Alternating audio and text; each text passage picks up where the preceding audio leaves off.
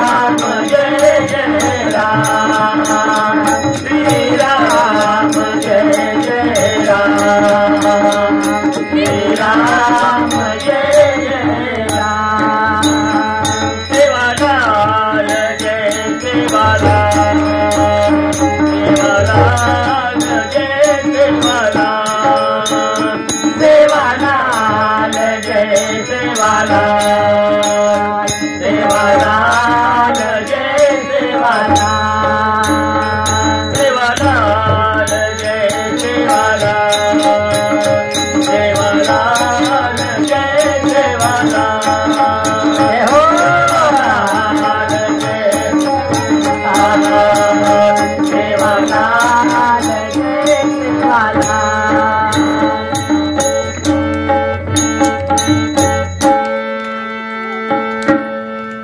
जन्मा येऊन या देख करा देहाचे सार्थक. संत जनाबाई महाराज अभंगेर में एकच माई बापो जन्मे नायचा तो जन्मे नाताने काही करेल तो जन्मा येऊन या देख करा देहाचे सार्थक. जन्माला आलात तर काय करायचं माई बापांनो. जन्मा येऊन या देख जन्माला आलात तर करा देहाचे सार्थक. हा नरदेह मिळालेला आहे त्या नरदेहाचा सार्थक करून घ्या माई बापांनो. करा देहाचे सार्थक. मग देहाचं सार्थक कशाने होईल जनाबाई महाराज. तर जनाबाई महाराज म्हणते वाचे नाम विठ्ठलाचे त्याने सार्थक होईल जन्माचे. मुखाने भगवान परमात्म्याचं नामस्मरण घ्या. त्या मुखाने भगवान परमात्म्याचं नामस्मरण घेतलं की देहाचं सार्थक होईल माई बापांनो. ऐसा नामाचा महिमा. मग जनाबाई महाराज नामाचा काय महिमा आहे. तर जनाबाई महाराज म्हणते ऐसा नामाचा महिमा शेषा वर्णिता झाली सीमा. शेषाने जरी वर्णन केला तरी शेषाला सीमा पडली माई बापांनो. त्या नामाचा वर्णन झालं नाही. मग जनाबाई महाराज ते नाम कसं आहे. तर जनाबाई महाराज म्हणते नाम तारक त्रिभुवने आणि म्हणे नाम याची जणे. त्रिभुवनाला तारणारा जर कोणी असेल तर ते फक्त भगवान परमात्म्याचं नामस्मरण आहे. म्हणून ऐसा नामाचा महिमा. कैसा नामाचा महिमा. तर ऐसा नामाचा महिमा शेषा वर्णिता झाली सीमा. नाम तारक त्रिभुवने आणि म्हणे नाम याची जणे. म्हणून भगवान परमात्म्याचं नामस्मरण करा माई बापांनो. ते अभंगेरमयी जनाबाई महाराज તમે નામે नरदेह कैस नरदेह महत्व कैस आणि भगवान परमात्मा नामेर महत्व कैस. सरळ सरळ जनाबाई महाराज तुम्ही नामेन कसं की नरदेहेर महत्व आणि भगवान परमात्मा नामेच महत्व या अभंगेरमयी समजावत माई बापो. जन्मा येऊन या देख जन्मे नायचा. प्रत्येक जीव जन्मे नायच माय बापो. 83,999,000 योनी भोगेर नंतर शेवटी 84वी योनी वेळी मनुष्य जन्म तुम्ही नामेन मिळो सर. तो मनुष्य जन्म सहज मिळो काही बाबांनो. सहज कोणी मिळो. एक एक यवनी कोटी कोटी फेरा मग लागे वारा मानवाचा. एक एक योनी मही कोटी कोटी फेरा पडे नंतर मनुष्य जन्म मिळून राजा हो. आणि मनुष्य जन्म सहज मिळो कोणी तो बडे कष्टेती मिळोस बडे येल्हाती मिळोस आणि येल्हाती मिळो नरदेह फुगट वाया जारोच माय बापो. तो जन्म फुगट वायानं जायचं आहे. कारण जनाबाई महाराज कसं की जन्म कसो मिळो.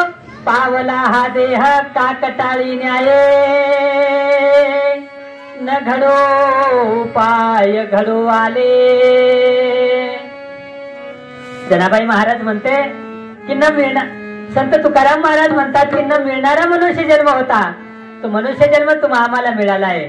पावला हा देह का टाळी न्याये आणि न घडो पाय घडो आले. नाही का सहज मिळाला नाही माई बापांनो. खूप प्रयत्न केल्यानंतर खूप कष्टांनी हा मनुष्य जन्म मिळालेला आहे. नाही का. इंगळे महाराज एकदा एका राजाच्या पोटात दुखत होता आणि राजाच्या पोटात दुखल्यानंतर राजाने शिपायांना सांगितलं की जा आणि जाऊन वैद्यांना घेऊन या. वैद्यांना घेऊन आले.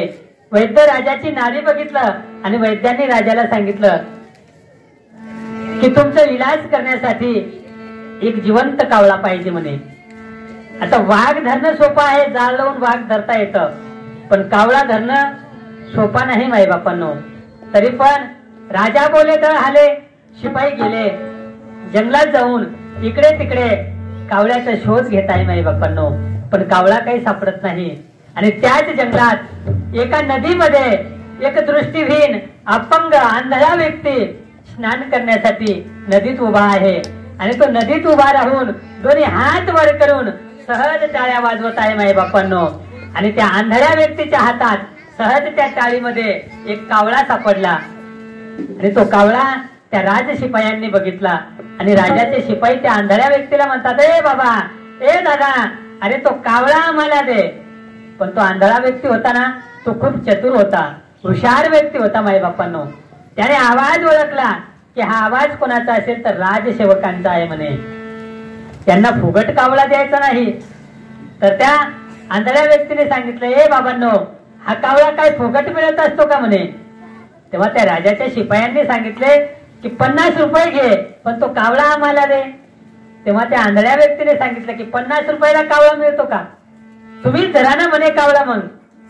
मग 500 रुपये घे. 500 रुपयाला माझा कावळा मिळत नाही म्हणे. 5000 रुपये घे. 5000 रुपयाला राजाला कावळा द्यायचा एवढा स्वस्त कावळा आहे का?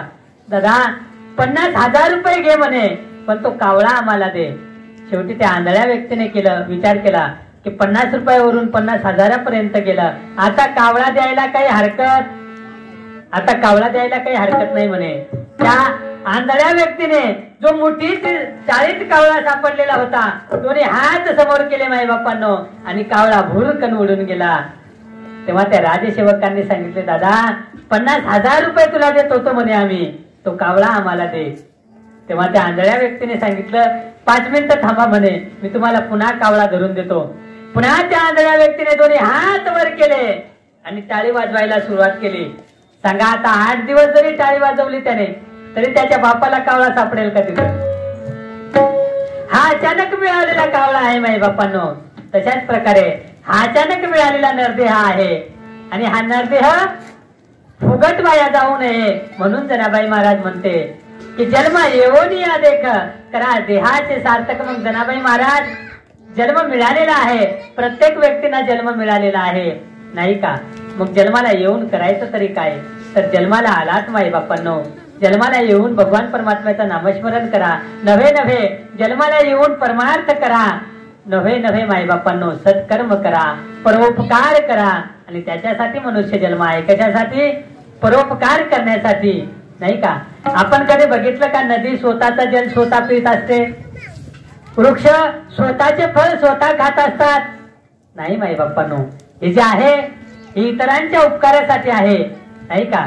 वसेच प्रकारे ती रजा हो ही मनुष्य जन्म देछ, ही मनुष्य जन्म मळोच आपले ना तेने परोपकार करो. देह झिजाओ समाजेर सेवा सारो, देह झिजाओ भगवान परमात्मा नामे सारो, देह झिजाओ आबतो करा भजित राम नाम, राम नाम करा भजित राम नाम, आबतो करा भजित राम नाम, आबतो करा भजित राम नाम, आबतो करा भजित राम. जीवडा दीदने रो महिमान, जीवडा दीदने रो महिमान, आबतो करा भजित राम नाम, आबतो करा भजित राम नाम, आबतो करा भजित राम नाम. जीवडा दीदने रो महिमान, जीवडा दीदने रो महिमान, आबतो करा भजित राम नाम, आबतो करा भजित राम नाम, आबतो करा भजित राम नाम. गर्भपणे मटू हात जोडो, गर्भपणे मधु हात जोडो, गर्भपणे मटू हात जोडो, गर्भपणे मधु हात जोडो. आन हरहुयो महिमान, हरहुयो महिमान,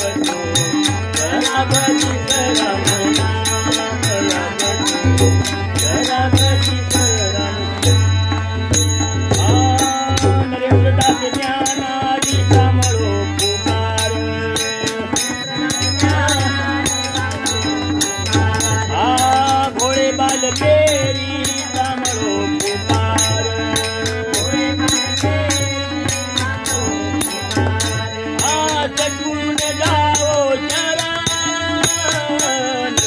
सद्गुरु न जाओ चरण, या बचो जरा भजी राम नाम, या बचो जरा भजी राम नाम, या बचो जरा भजी राम नाम। शिवड़ा कीर्तने रो महिमा,